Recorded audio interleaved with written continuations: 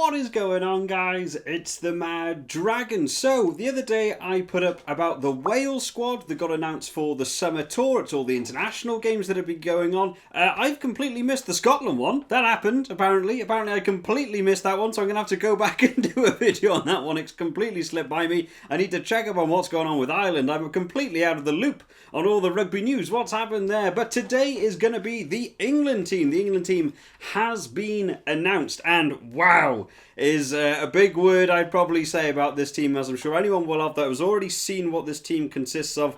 There is a very tough amount of choices here for Eddie Jones. He has basically been pushed into a corner to pick a very new and experimental team. So experimental, there are 21 uncapped players in this 34-man squad. Now that is a lot. I mean, what is that, like 2/3 of your team, 60-odd% is going to be new to the world of international rugby. It's a big step up for them. So, of course, he's got a lot of players out with the Lions tour, and he's also not been allowed to pick players that are from the Gallagher Premiership. So that's the Bristol Bears, Exeter Chiefs, Harlequins, and Sale Sharks. He can't pick any of those players leading in. So we've got ourselves 21 uncapped players. Now, this is going to be an interesting video for me. Of course, we will go through the team. I'll chuck them all up there like I normally do. And we'll go through it. Let's just start off looking at the forwards for now. We'll chuck them up for you. And this is going to be a really difficult video for me because there's so many people here who I can't really talk about an awful lot. There's a lot of different orders. They haven't really released them in any great order, and because there's so many uncapped players, it's going to be difficult for me to talk about positions. So there are a few players that most people will know who follow a lot of the international rugby, especially. Charlie Ewels is there on his 21 caps and Ellis Genge on 28 caps. So there are a few players in there that are in the double figure caps, but not a lot by any means. We got Lewis Ludlam at 8, Paul Hill, who some of you might remember, he's got 5 caps to his name, George Martin with 1, Beno Abano, who I am looking forward to see actually get a little bit more game time. He really didn't see him a lot in the Six Nations, which was a shame. He's only on 1 cap there. Jack Singleton, who is slowly beginning to make his way more into that standard England squad, but still only there on 3 caps. And then the big name back in the England shirt, which a lot of England fans will be happy to see, Sam Underhill back in, 22 caps coming in. I can't believe he only got 22 caps. Sam Underhill feels like he's been around for years in that England team. But a very good player. I talk very highly of Sam Underhill. Can play open side or blind side flanker depending on how they want to use him. Personally, I prefer him in the number 6 shirt.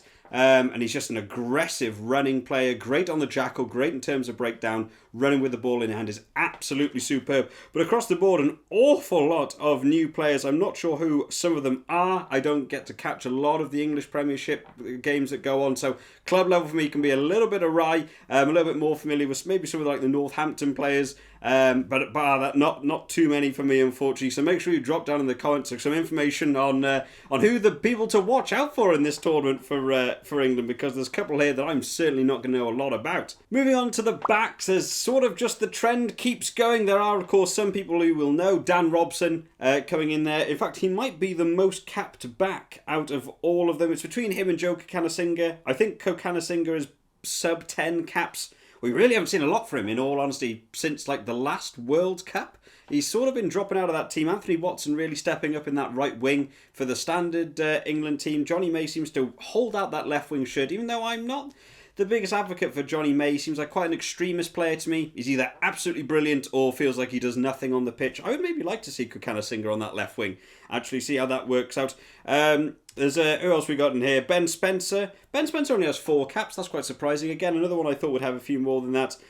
Ollie Lawrence on his 6. So Ollie Lawrence, of course, they're trying to slowly push him into that sort of centre partnership a little bit more now. It was between him and Slade really in the Six Nations trying to fight for that 13 shirt. Owen Farrell holds out at 12 quite well. But it will be nice to see a bit more from Ollie Lawrence. He really didn't feel like he got going at all in the Six Nations. He was given the last 10 minutes, the last 15 minutes to do something. He couldn't get a lot of drive going. And any of the games he started off, he seemed to be targeted an awful lot. So I don't think I'd be too happy with his Six Nations performance, but hopefully he can get on a little bit here. There are also a couple of youthful names in here. Alex Mitchell, I think, is he the centre? No, is it for Leicester Tigers? God, I'm going to start getting mixed up now in all the different people that play. Because again, club level for me is a little bit awry for me. Jacob Umaga, I believe, is he's the fly half, isn't he?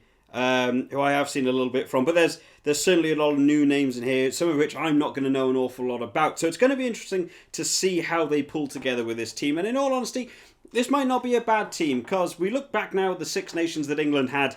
It wasn't the best, let's be honest. In fact, I think it was their worst ever Six Nations, from some of the reports I was seeing about it. They came fifth. They won't have been happy with that. Eddie Jones has already done a few talks about that he wants to cut 30% of that team by the next World Cup and change them for another. So, there's a lot of players there looking like they're going to be losing those positions. And you know what? You've got youth, you've got excitement, you've got uncapped, you've got, potential here to do something a bit more experimental.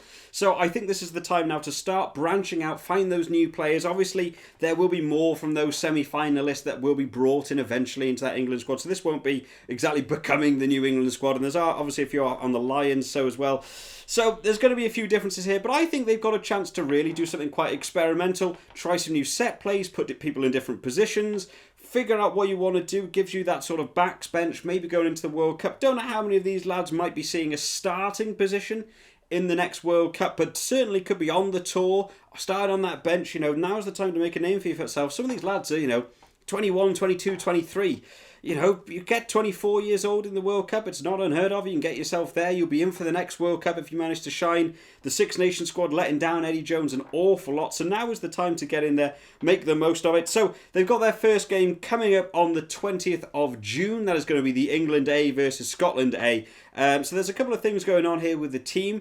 Eddie Jones isn't allowed to pick any of those semi-finalist players for that Scotland game. So the 34-man name squad there will most likely be made into the team that will go on to play Scotland in that game. But the games looking more ahead are where Eddie Jones will be a little bit more happy. Coming in the 4th of July, you have England versus the USA, and then going on to the 10th of July playing against Canada. Now, for those two games, they are going to be allowed to pick the players from the semi-final. The final will already have been done, so all the semi-finalists can now be added into that England team, and I'm sure we'll probably see an awful lot more move in.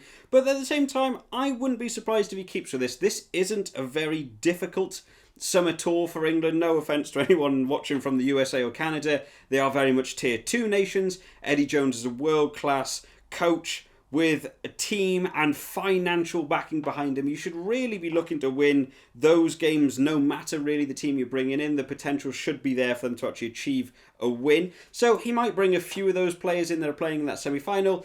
If players maybe drop out of the Lions tour through injury, maybe they heal in time, there could be a whole range of things. There could be more people added in here. But to me, I would like to see Eddie Jones carry this team through, put them up against some tier 2 nations like Canada and the USA, get them to play, uncapped players, try some new set plays, try some new moves, put people in different positions, see what works well, and use this as a real benchmark for looking a few years down the line towards that World Cup, when I'm sure they'll be playing big games. They've got Japan and Argentina, I think, are in their group.